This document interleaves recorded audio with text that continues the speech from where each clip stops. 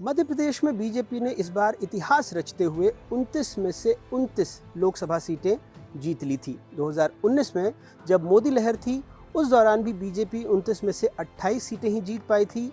एक छिंदवाड़ा की सीट वो अपने नाम नहीं कर पाई थी, लेकिन इस बार कमलनाथ के और कांग्रेस के किले को जो छिंदवाड़ा में है उसे भी बीजेपी ने ढहा दिया है और ये कारनामा किया है 1.3% वोट के इजाफे के साथ।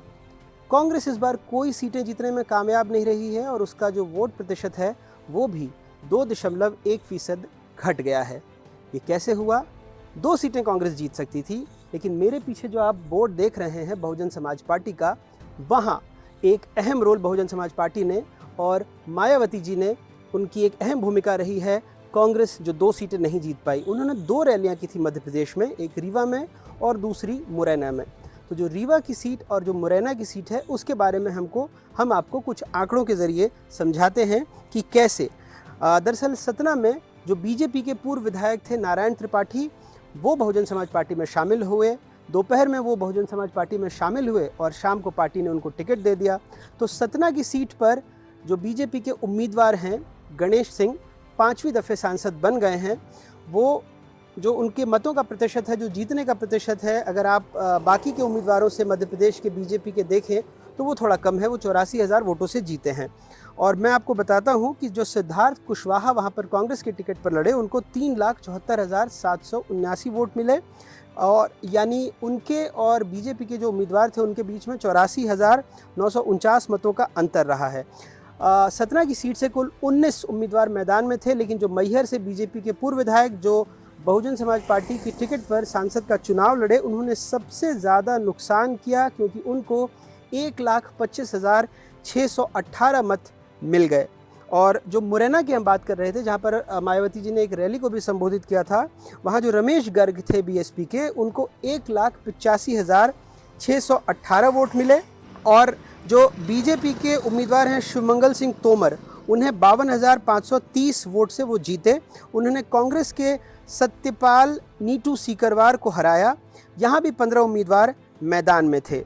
तो आप देखिए कि ये जो दोनों फासला है ये लगभग 2.25 लाख वोटों का रहा।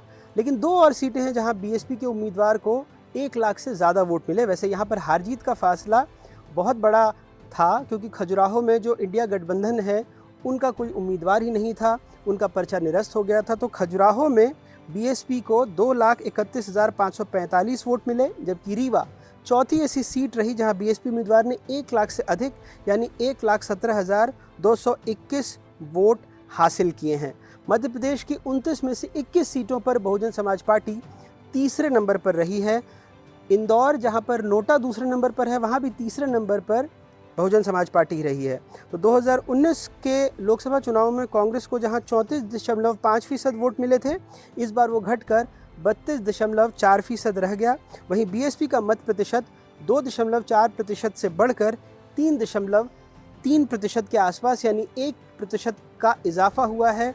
बीएसपी कोई सीट नहीं जीत पाई है, लेकिन फिर भी जैसा मैंने आपको बताया कि सतना और मुरैना 2 सीटों पर उसने खासा नुकसान पहुंचाया है। उसके उम्मीदवारों ने लगभग 2.25 लाख वोट हासिल किए हैं और जो जीत और हार का अंतर है, मुरैना में तो सबसे कम अंतर से जो बीजेपी है वो जीत पाई है, तो वो अंतर काफ़ी कम है। तो ये एक अहम निर्णायक रहा है बहुजन समाज पार्टी का जो मत प्रतिशत मिला है। वैसे भी जो मध्य प्रदेश के 2 इलाके हैं, खास करके विंध्य और ग्वालियर, चंबल, बुंदेलखंड, इन इलाकों में ठीक ठाक प्रभाव है बहुजन समाज पार्टी का।